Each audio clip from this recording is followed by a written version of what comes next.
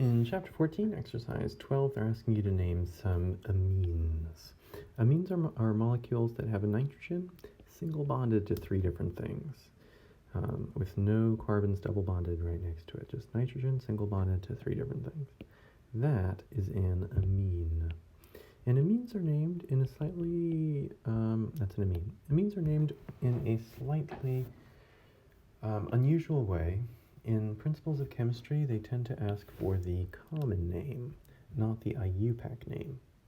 And so this is going to be slightly different. For amines, the nitrogen, all by itself, is the backbone. Just that single atom. And the name for that atom, or the name for that backbone, is amine. Any carbon chains coming off of that are named as branches. So for example, this is a branch.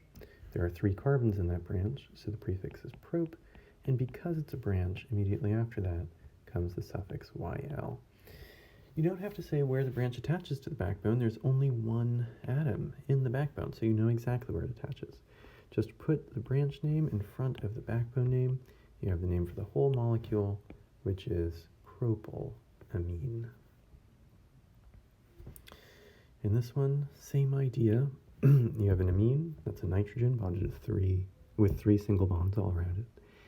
The nitrogen is the backbone, and the name for that backbone is amine, always. All the carbon chains coming off of it are going to be named as branches. So first, the carbon chain on the right has three carbons, so the prefix is going to be prop, and because it's being named as a branch, immediately after that prop will come YL. We don't have to say where it's attaching. There's only one carbon in the backbone, so we know exactly where it's attaching.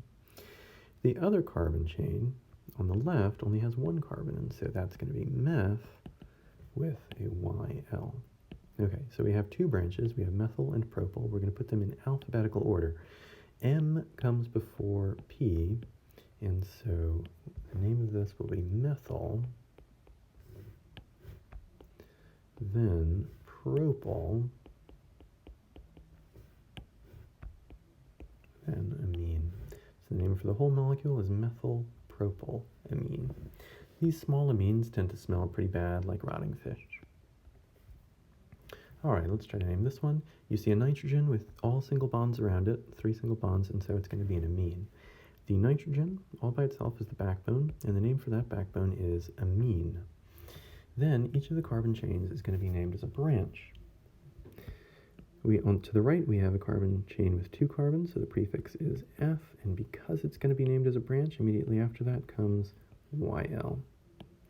The carbon chain to the left of the nitrogen has two carbons, so it's going to have F as the prefix, and immediately after that comes the suffix YL. The carbon chain above it has one carbon, so the prefix is meth, and immediately after that, because it's considered a branch, it's going to be YL.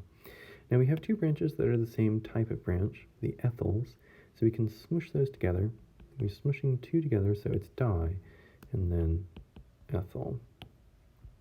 Okay, so we basically, since that contains the two ethyls, I'm going to get rid of those so it doesn't look as confusing. So we really have two types of branches. We have the diethyl, and we have the methyl. We're going to put this in alphabetical order, but you don't include the prefix. So we're comparing E and M. E comes before M, so the name for this will be diethyl methyl amine. The name for this whole molecule is diethyl methyl amine.